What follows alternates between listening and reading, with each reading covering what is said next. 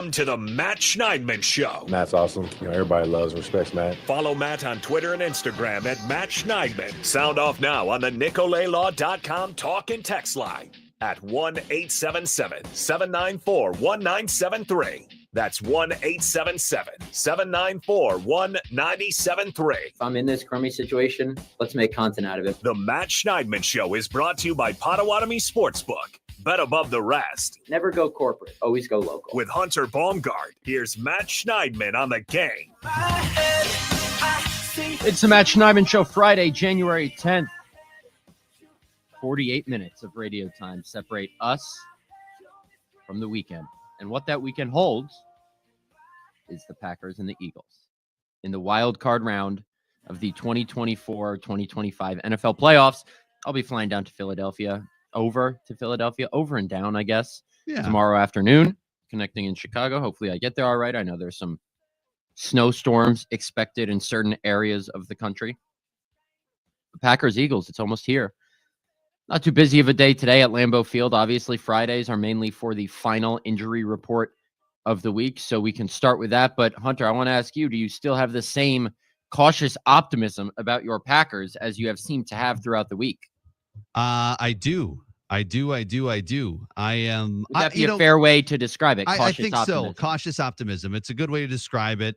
I was playing rejoin music such as, Don't Stop Believing today on Drew and KB, the final countdown, and Drew said, well, I think Hunter's trying to pump himself up. I'm already pumped up. This is a playoff game. I'm ready to rock and roll. I just want to add to the juice and get other Packers fans pumped up. So no, I'm ready. I'm ready to rock and roll.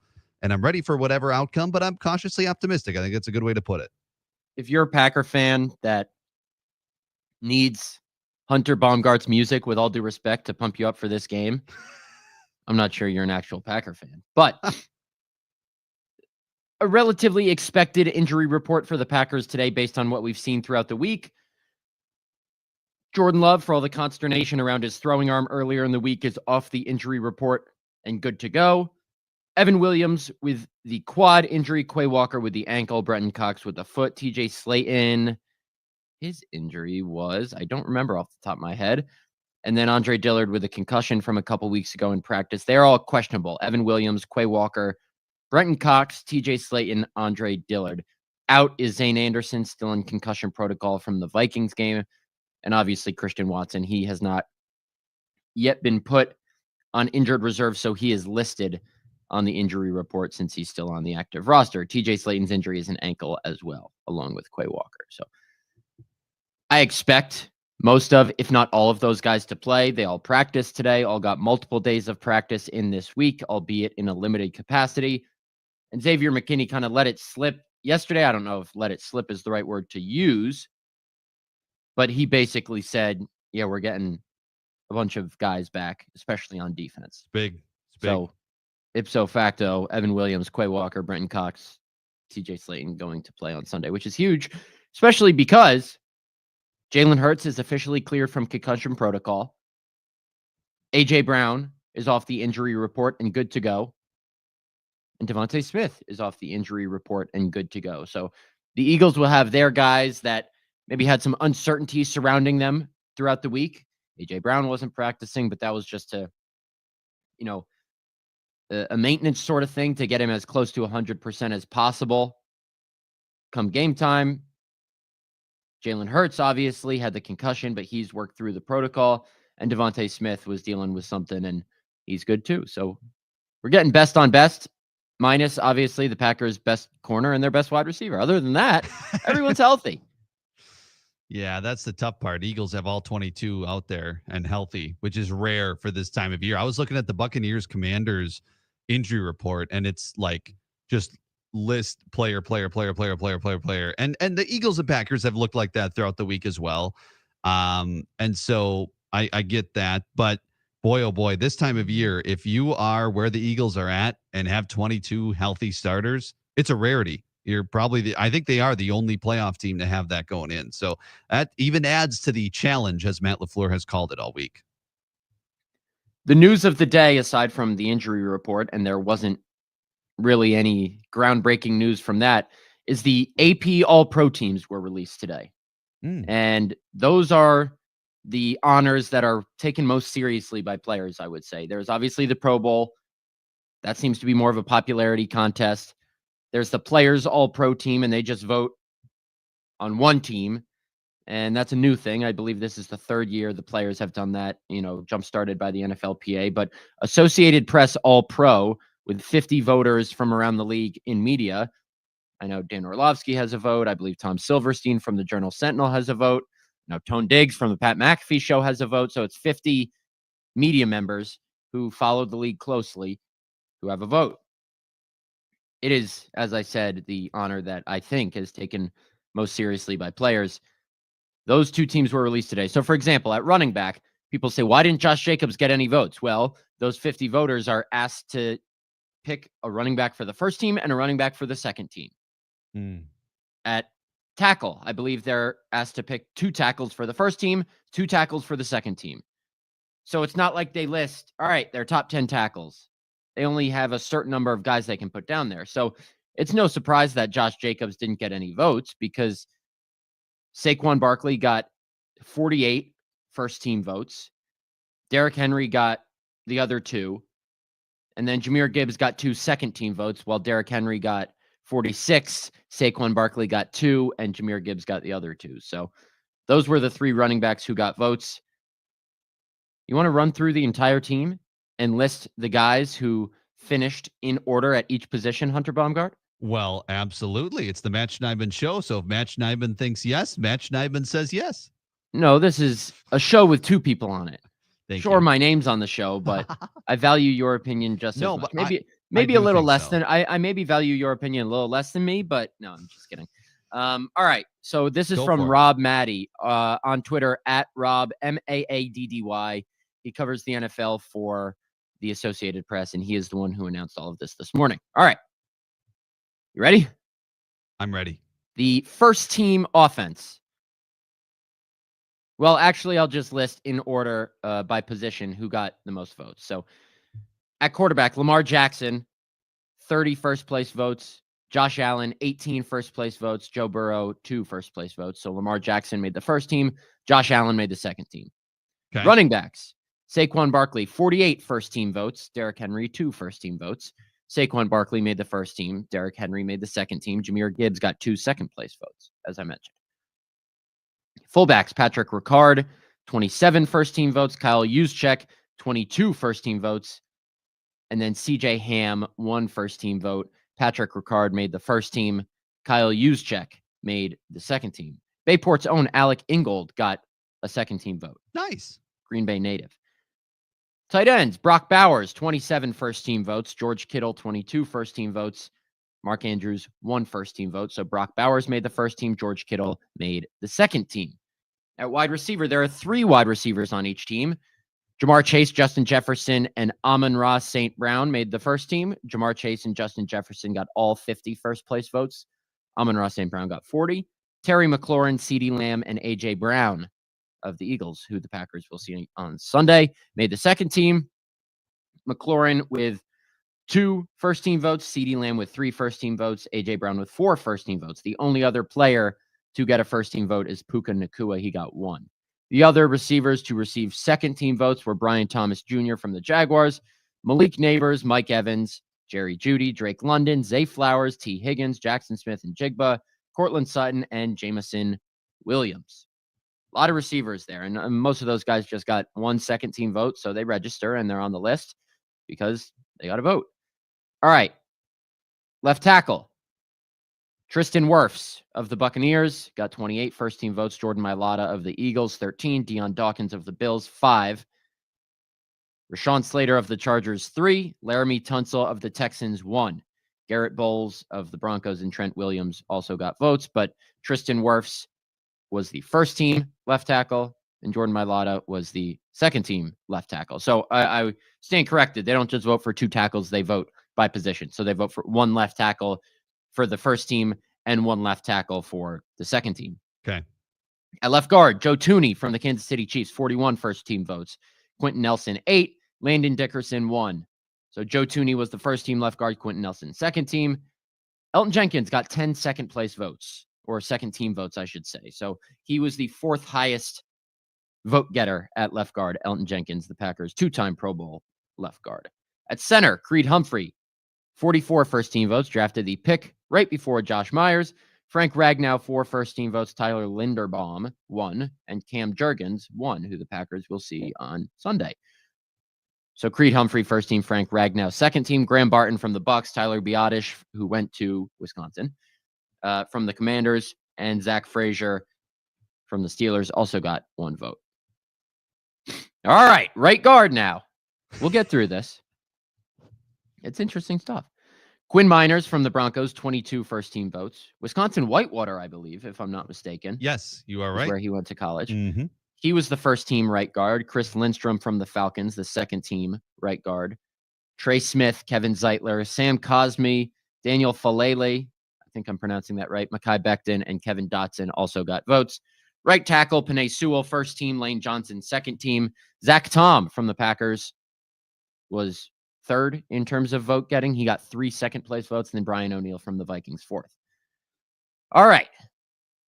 Do you have a biggest surprise from the offensive portion of the first and second teams, Hunter? Ooh, biggest surprise. I'm just asking you to catch my breath before we go to the defensive side. Sure. Yeah, absolutely. When it comes to you said the AFC side, the All Pro. Wait, is it AFC, NFC? No, it's all just NFL. Literally All Pro. Yes. So quarterbacks, read that one more time. Lamar Jackson, Josh Allen. Okay. So those were first team Lamar, second First team Allen. Lamar, second team Josh Allen. See, that's Joe interesting. Burrow was the only other one to get votes. Because I think if you ask a lot of people, I think they'd think that Josh Allen's going to be the MVP. I feel like the majority thinks that Josh Allen's going to be the MVP, but is that a sign that it could be Lamar Jackson? Yes, it is, because the same 50 people who vote on All Pro vote for MVP. That's interesting. So what is the vote breakdown? Do you have that as far as Lamar against Allen there? I do indeed. So Lamar Jackson got 30 first place votes. Okay. Josh Allen got 18. Okay. Joe Burrow got 2. I mean, so you gotta think Lamar beat him by a decent margin. He finished with. So the way it works here is first team votes are worth 3 points. Second team votes are worth 1. So Lamar Jackson finished with 109 total points. Okay. So that means 30 first place votes times 3 is 90. And then he had 19 second team votes. So 30 first team votes, 19 second team. Only 1 voter did not have him on the first or second team. Joe Burrow, 78 total points. So 18 first team votes, 18 times 3 is 54. And then 24 people had him on the second team. So that would mean 42 people had Josh Allen on either team. So 49 voters had Lamar Jackson as an All-Pro. 42 had Josh Allen as an All-Pro. Lamar Jackson's going to win MVP based on that.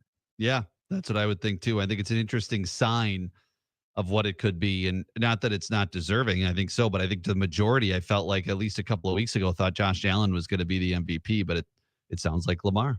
Another late season push from Lamar Jackson. All right, on defense, the 2 first team edge rushers, Myles Garrett and Trey Hendrickson.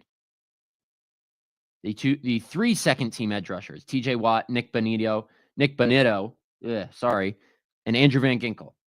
Other players to get votes: Micah Parsons, Jonathan Grenard, Daniil Hunter, Will Anderson, Aiden Hutchinson. Aiden Hutchinson got a second team vote, even though he played like 8 games. Wow. Maybe that's more symbolic from a voter there. Kyle Van Noy got a second team vote. Interior linemen, Cam Hayward and Chris Jones, first team.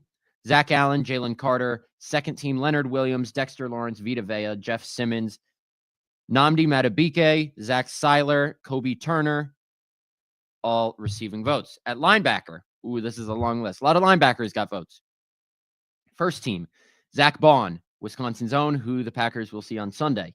Fred Warner and Roquan Smith. Second team, Frankie Louvu and Bobby Wagner, both from the Commanders. And Zaire Franklin, Syracuse's finest, who got into a little tizzy with Pat McAfee this season from the Colts. Tizzy. Also second team. Others receiving votes, and there is a Green Bay Packer in here.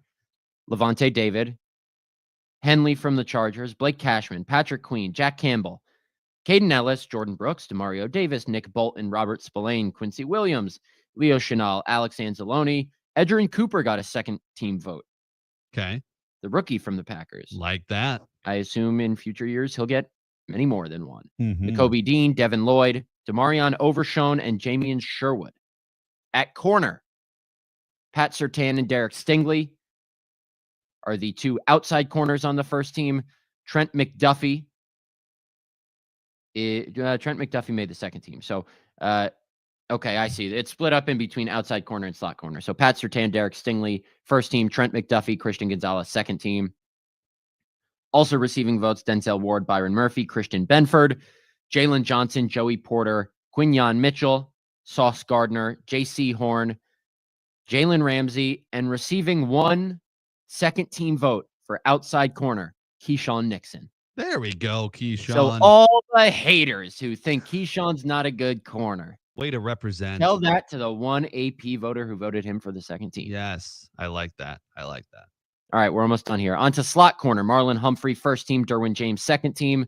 Cooper DeJean got 21 total points, 6 first team votes. Devin Witherspoon, Garrett Williams, Diamador Lenore, Jordan Lewis, Mike Hilton, Taron Johnson, and Kenny Moore II also receiving votes. At safety, Kirby Joseph and Xavier McKinney, the first teamers. So Xavier McKinney was the Packers' lone All-Pro selection. Well done. Kyle Hamilton, Buda Baker, second team. Brian Branch, Jesse Bates, the third. Minka Fitzpatrick, Brandon Jones, Cam Bynum, CJ GJ, Kalen Bullock, and Julian Love, all also receiving votes. Kirby Joseph finished ahead of Xavier McKinney in the voting. 37 first team votes, 9 second team votes. Xavier McKinney, 31 first team votes, 14 second team votes. So Kirby Joseph was on 46 of the 50 ballots for an All-Pro team. Xavier McKinney was on 45. Kirby Joseph finished with 120 points. Xavier McKinney, 107. But both made the first team. And then special teams, place kicker, Chris Boswell, first team. Brandon Aubrey, second team. Cam Dicker, Chase McLaughlin, also receiving votes. Punter, Jack Fox, first team. Logan Cook, second team. Tommy Townsend, AJ Cole, Michael Dixon. Ethan Evans, former Packer, Corey Bajorquez. And Matthew Hayball, who I did not know was a real person. Also receiving votes. Kick returners. Kavonte Turpin, first team. Austin Eckler, second team. Raheem Blackshear. Darius Davis. Amir Smith-Marset. DJ Dallas. DeAndre Carter. Debo Samuel. Jerome Ford. And Bucky Irving also receiving votes. And so too did Keyshawn Nixon, who received 7 second team votes at kick returner. So Nice. 1 vote at outside corner for All-Pro, for second team All-Pro. 7 votes at kick returner for second team All-Pro.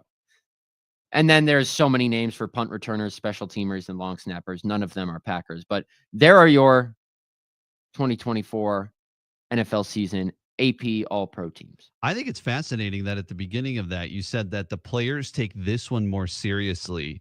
I would say so, yeah. When this is voted on by reporters, you'd think that maybe they would take it more seriously when the award is voted on by their fellow peers and their players, like the one that was released a couple of days ago. So I think it's obviously those players can, I believe, vote for themselves. So maybe they think it's a little tainted or biased maybe by their own peers. But how the media is viewed a lot of times in sports is, well, they don't exactly know like we know as a group of players how this game is played or et cetera. So I'm a little surprised that and I agree with you, because this is the one that gets all the attention and the notoriety and players comment on more, I feel like.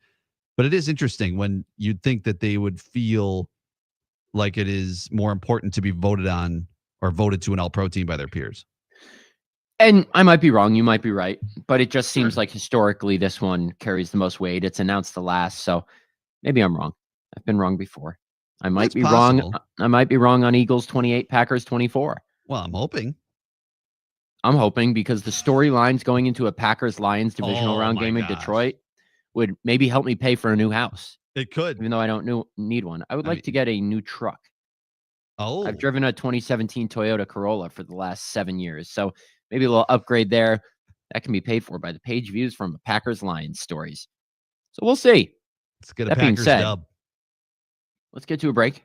Okay. Here on the Friday, January 10th edition of the Matt Schneidman Show. Afterward, we're going to give you everything you need to watch for with quotes, relevant numbers, and just everything else that needs to be on top of your mind going into this Sunday's wild card round game at the link. It's Packers Eagles. We're getting you ready. It's the Matt Schneidman Show right here on the game. Without it, life is a wasted time. Look inside your heart and I look inside mine. Things look so bad everywhere. In this whole world, what is fair? We walk the line and try to see, falling behind what could be. Oh, bring me a higher love.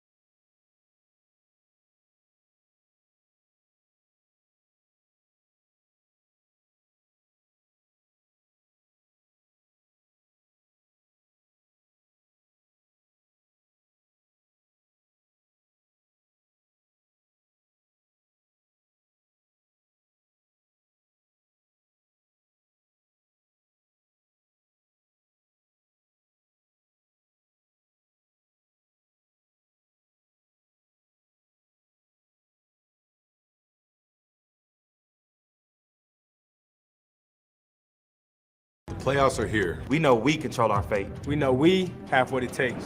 We know how to be road warriors. And when we're on the road, We know they are coming with us. You're hearing Packers fans, and there are a lot of them, and they are cheering loudly. Oh, yeah. It's some Don't Stop Believing, bringing us back on this Friday, January 10th on the Matt Schneidman Show. That's more so for Hunter. He needs to keep believing that the Packers are going to upset the Eagles. I believe they're 4.5 point underdogs right now. That's all right. We got it. That's all right. Fair enough. You know who else really has got it? Who's got it? Iron Jock. Oh, there's no doubt about that. There is no doubt about that. Don't stop believing that, Matt Schneidman. It's a new year. And you know what that means? New you. It's a new you. Mm-hmm. You've heard this ad read before. And Iron Jock can help with that. Now through January 12th, buy $50 or more of the best performance apparel on the planet and take 30% off your entire order with promo code NEWYEAR30. And if 30% off wasn't enough, Iron Jock will throw in one of their antimicrobial workout towels for free. Go to ironjock.com for details. That's ironjoc.com now through January 12th. All right, let's dive deep into this Packers-Eagles preview here. Number one, when you think about the Philadelphia Eagles, they have studs everywhere. You just heard a bunch of those all-pro names I listed. I mean, they have all 5 of their starting offensive linemen receiving all-pro votes. So that tells you all you need to know about what that unit does up front. But the one name you think of when you think Philadelphia Eagles is Saquon Barkley. Just had one of the best running back seasons in NFL history. 2,005 rushing yards, 5.8 yards per carry, 13 touchdowns. But the Packers' run defense hasn't been as bad, I'll say, as it has in years past. Last year, Packers ranked 28th in rushing yards allowed per game. This year, 7th, 99.4 rushing yards allowed per game. Last year, 20th in opponent yards before contact per rush, essentially meaning other offensive lines were able to generate push in the run game against the Packers' defensive line. This year, the Packers ranked 3rd in that category, so their defensive line getting a lot more push, making contact closer to the line of scrimmage and even behind the line of scrimmage in some instances, a la Edger and Cooper. Last year, 17th in percentage of opponent rushes for 0 or negative yards. This year, 10th. Last year, 14th in Pro Football Focus's tackling grade. This year, 4th. So, as I've said all week, the Packers don't have to completely shut down Saquon Barkley, I don't think. That would be an unrealistic ask. What I think they have to do is just limit him and prevent him from taking over a game. Here's a quote from Matt LaFleur earlier this week. He's the type of back where maybe some backs might get 10, 12 yards. He might get 80. So everything is so important in terms of just playing sound football, setting edges, using your hands, defeating blocks. I mean, everything matters. Yeah. That's that. That's that. It's as easy as that. When you got a star player like that you're going to have to stop. I think it's a lot of times like a wide receiver, they're going to get theirs, but can you limit them in some way and just keep them from being at that next level and absolutely dominating? And they did all right against them in that game against Philadelphia and Sao Paulo. They did all right. That's why I said all right. Like they could have done better. I know he was pretty good inside the red zone. 3 touchdowns. Yeah, like that the stats look good. What was his yardage in that game? There's 24 carries for 109 yards, so 4.5 yards a carry, 2 touchdowns on the ground, a long of 34. So in the moment, it's like, that stinks. Looking back on the season Saquon Barkley had, that's not awful, but I think the Packers need to be a little bit better than that to really give themselves a chance on Sunday. Agreed. Oh, for sure. And this is going to be a different game. The Eagles are a better team than they were, I think, in that game in Brazil. The Packers, are they a better team than they were in Brazil? I would say so. I would say so. And I think they've, especially on the defensive side, I think they've improved as the season has went along on the defensive side. It's hard because now we have this, the last 2 losses of the Bears and Vikings in our mouths and in our minds as what this team has looked like. But you forget about some of the other games where they've looked really good on both sides of the ball. So I think I agree. I think both teams are better coming into this game. I would agree with you. One thing Packers offensive coordinator Adam Stenavich said yesterday when he spoke with us is that was their first game under defensive coordinator Vic Fangio as an entire unit. They had Avonte Maddox playing the nickel. Now that's Cooper DeJean, who, as we just said, got 6 votes for the All-Pro first team. Yeah. I know Packer fans are going to be saying his name a lot because they're going to say, Cooper DeJean just made a play. Could have had him over Jordan Morgan, who's not playing. I already know what's going to happen. And, in some ways, that's fair. Whatever. Packer fans can say that, and they're kind of justified for now. Stanovich's point was they're a completely different defense. That was their first defense in a new system. They are not going to have kind of the communication breakdowns that they had, for example, on the Jaden Reed 70-yard touchdown catch or whatever it was when he was absolutely wide open and then made one guy miss. I think it was Maddox who he made miss. I might be mistaken on that one, but Stanovich's point was, don't expect it to be that easy to generate explosive plays. As we've said throughout the week, Eagles were the best team in the NFL in preventing explosive passing plays, first in opponent explosive pass percentage. Basically what that means is the percentage of pass attempts they defended against that resulted in 16-plus yard gains was the lowest such percentage in the NFL.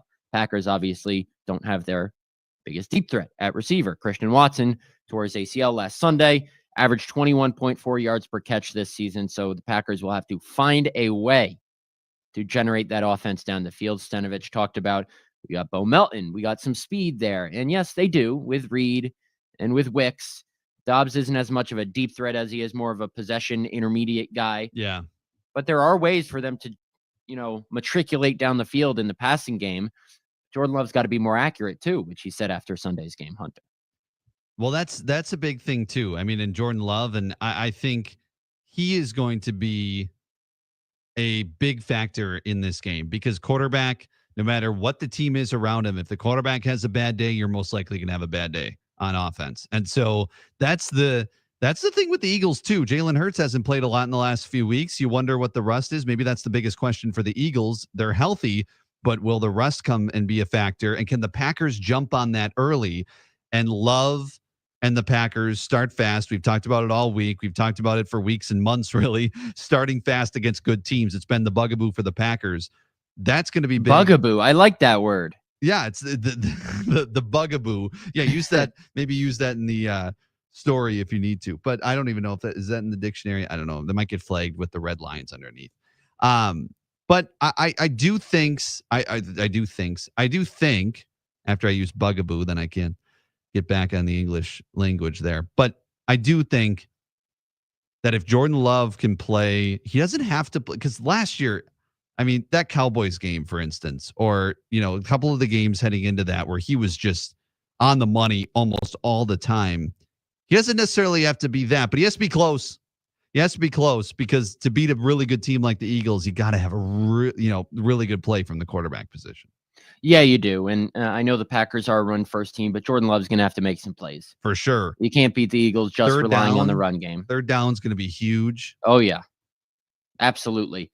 Bugaboo, an object of fear or alarm from the Oxford Dictionary. There you go. So congratulations, Hunter. Yep. I will read all of your stories until you use the word bugaboo, and then I'll read them all again because you have used the word bugaboo.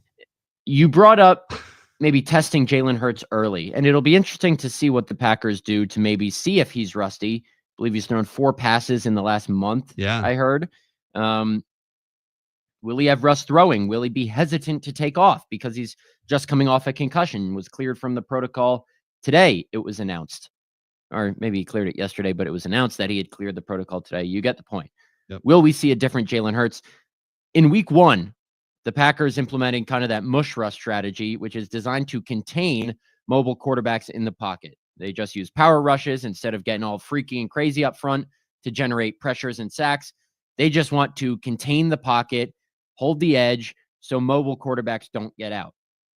They did it against Jalen Hurts. They did it against Anthony Richardson. Hurts only had 13 rushes for 33 yards in week 1, and some of those are probably scrambles. Some of those are, tush pushes, I'd imagine. I think they had a couple in that week 1 game. I'd need to go back and look exactly. But I asked Jeff Hafley yesterday, he's obviously not going to give away the game plan, but how they felt that strategy worked in week 1, and is it worth employing again? Because as you said, Hunter, maybe they need to dial up some exotic pressures early to test Jalen Hurts' mobility, test if he can, read it quickly, and test if he's willing to get out on the run. Hafley said, I thought week 1, our D-line did a really good job of keeping him in the pocket. He didn't rush for many yards. He didn't escape. He had the one scramble at the end of the game that was costly when he did get out when we pressured. There's got to be a little bit of both, And I think I've learned from that, just like I've learned a lot over the year. There's going to be a time and place for when we want to go hard at them and when we've got to keep him in the pocket. So it certainly looks like it's not going to be a complete, mush rush game plan. So I expect the Packers to get after him a little bit more. Now, that offensive line is damn good, but the Eagles rank 31st in the NFL in sack percentage allowed. Jalen Hurts was sacked 38 times, 11th most in the league. So there will be opportunities. My worry also, and I do think there will be opportunities. And what is a bit encouraging is they were able to keep Caleb Williams, and you can tell me if you disagree, but I think they were able to keep Caleb Williams in the pocket more than they were in that first matchup with Caleb 100%. And I was talking about this on Mike Heller's show.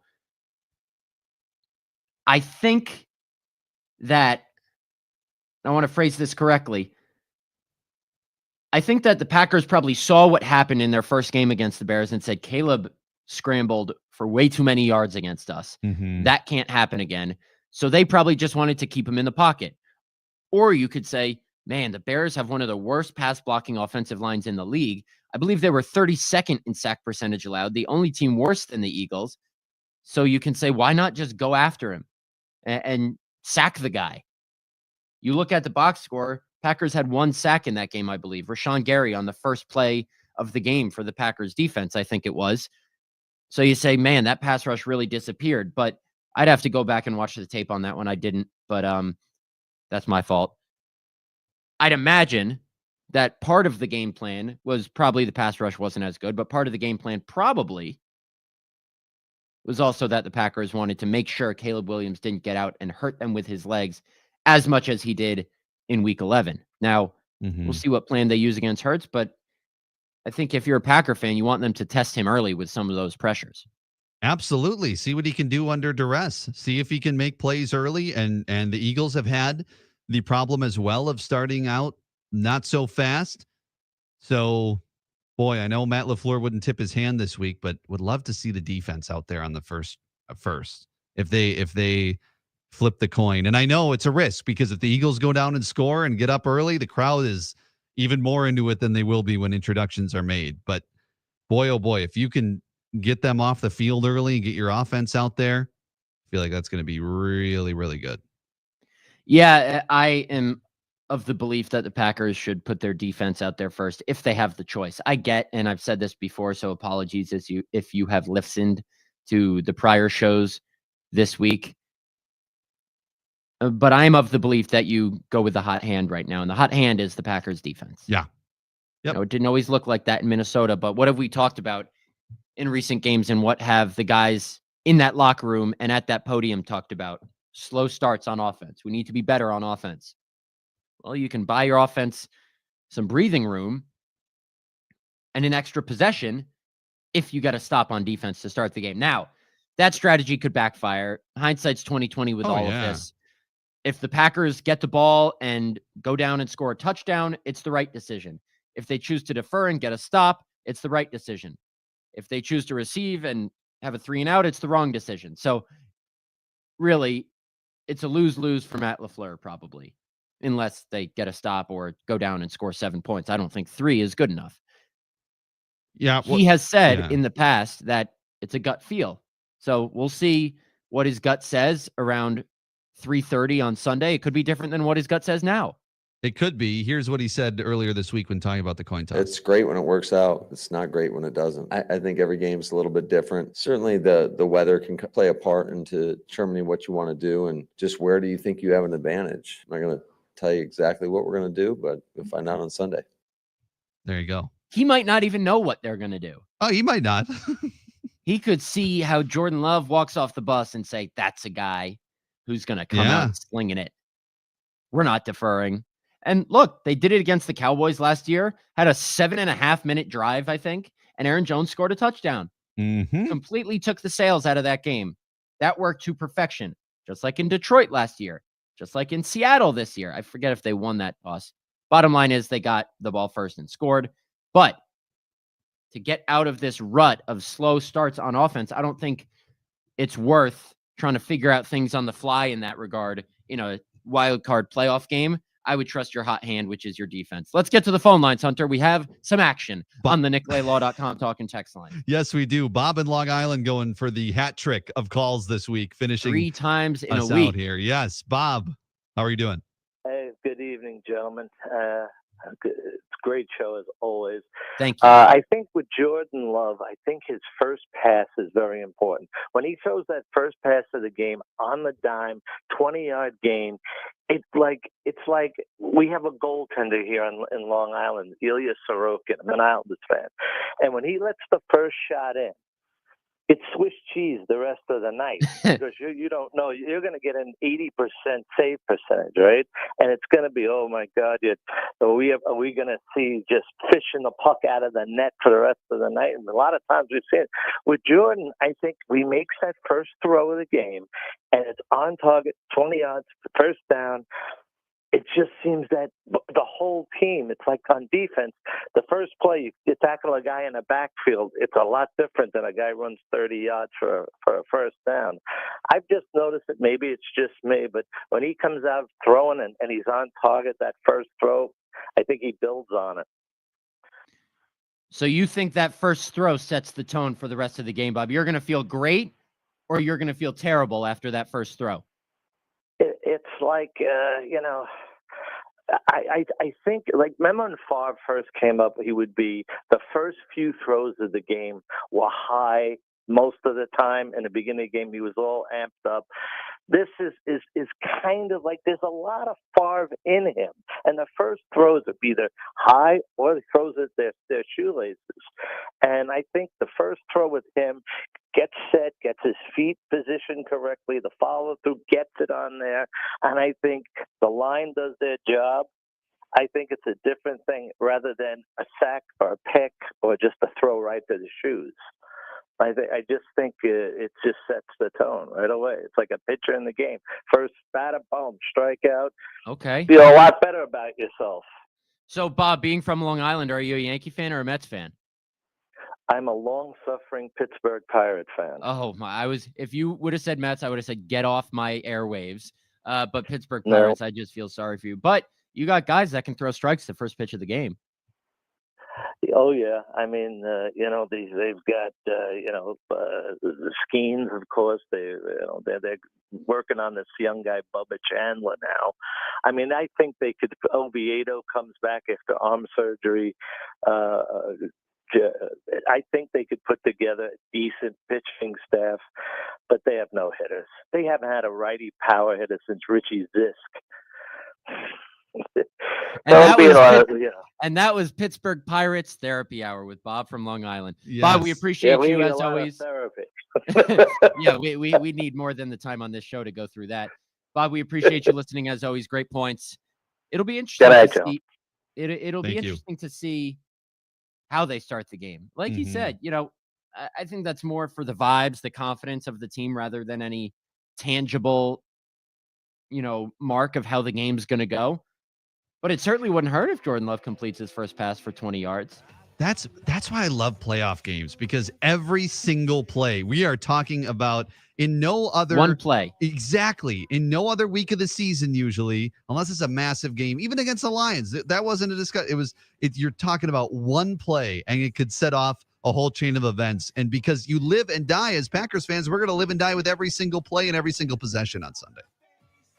I mean, remember the first play against the Vikings in the 22 opener when Aaron Rodgers threw a dime to Christian Watson down the right sideline? Yeah. That is a tone setter. Yeah. He catches that. Packers go and win that game. Instead, they lose 21-7. Yeah. Yep. That's just how it goes sometimes. All right. One more break here on the Matt Schneidman Show before we take you into the weekend. It's Packers-Eagles. We're getting you ready right here. It's the Matt Schneidman Show on the game.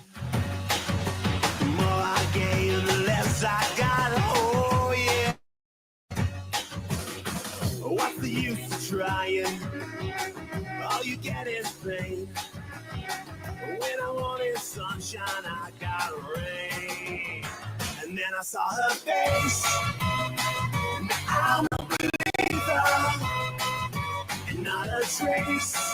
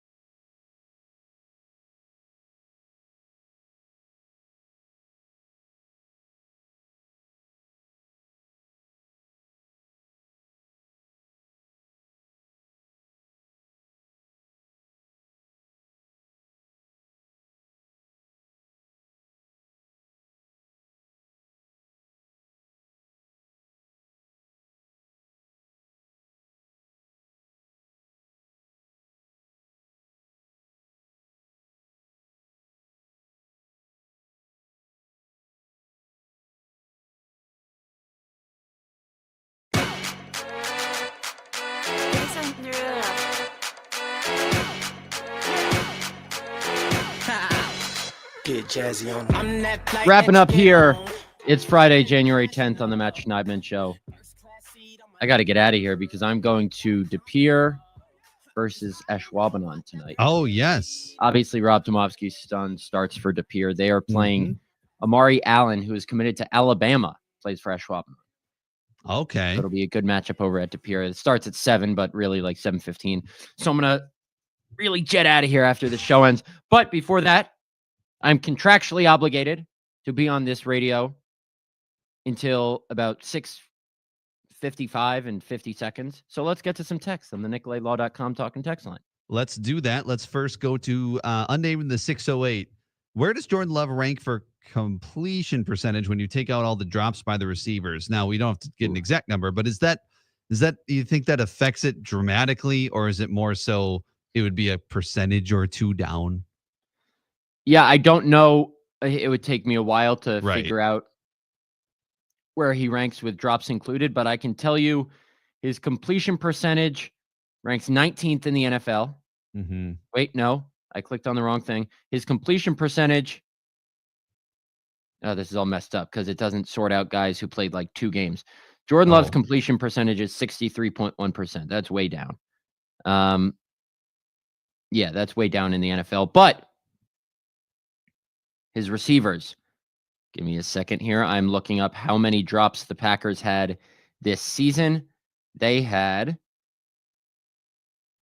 29, according to Pro Football Focus. That ranked 27th in the NFL. By comparison, the Detroit Lions had 7 drops, best in the NFL by 6. Packers had 6 drops alone against the Lions in that first game in the rain. So Packers got to do a better job of catching the football. Jordan Love has to be more accurate with it. If those two things happen, maybe they have a chance on Sunday. Yeah, that texter goes, I am not sold on Jordan Love as a franchise quarterback, but I feel like his receivers are as much responsible for the lack of production as Jordan Love is. That's a shared not happening for the Packers over the last. So it's shared that the offense hasn't looked great over the last 4 or 5 games. Although, yeah, I don't know about that last sentence, but basically he's saying that's responsible. Both are responsible, which I think is true. I think you can blame some wide receivers, some Jordan Love, but you want to see more throws in between the numbers from Jordan Love. There's a lot of low, a lot of high right now that wide receivers they'll probably tell you they should make the catch, but in reality, Love could be a little more accurate, and that would be a whole lot easier for him. There have been a couple throws that come to mind this season. For example, that dump off to Chris Brooks on 3rd down over the middle in the red zone against the Lions in the first game, where he drops it. It probably would have been a touchdown. Instead, they have to settle for 3 points. It was a little behind him, but Chris Brooks probably should have caught it. How about the 4th and 2 slant to Jaden Reed in Minnesota a couple weeks ago?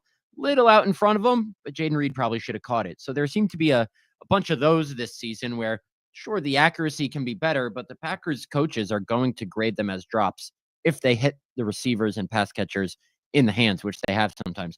I'm not saying that it's one guy's fault or the other. It's both. Yeah, no, I think so too. Unnamed the 509. What's the fascination? What's the fascination with Domofsky's head? That's Steve in Las Vegas, actually. I know, it's just become a bit. It's right. It's one. Can't let it go. Yeah, I know it's probably annoying to some people, but I just can't stop. Oh, Jess Man says book this 23-22 Packers, and they move on. 23-22. Wow. How in the Lord's name do we get to that score? Maybe a last-second field goal. Maybe a missed 2-point conversion by the Eagles at some point. Who knows? Interesting. Okay. Yeah.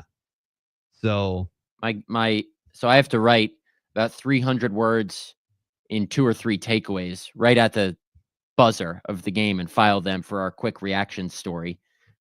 And it's easier for me to do that when the game's a blowout because I can write ahead. But when it's a tight game, I have to write different takeaways for different results of the game. So it's a lot harder to do my job in the 4th quarter and at the end of the game when it is a tight game. But hey, it makes for better storylines after the game when we're in the locker room. So I wouldn't mind a 23-22. Yeah, that would be interesting to see how that would come up. So that is Jess Man says missed 2-point conversion. So the Packers are up 23-22. The Eagles are trying for 2 and they miss it. And the Packers move on to Detroit.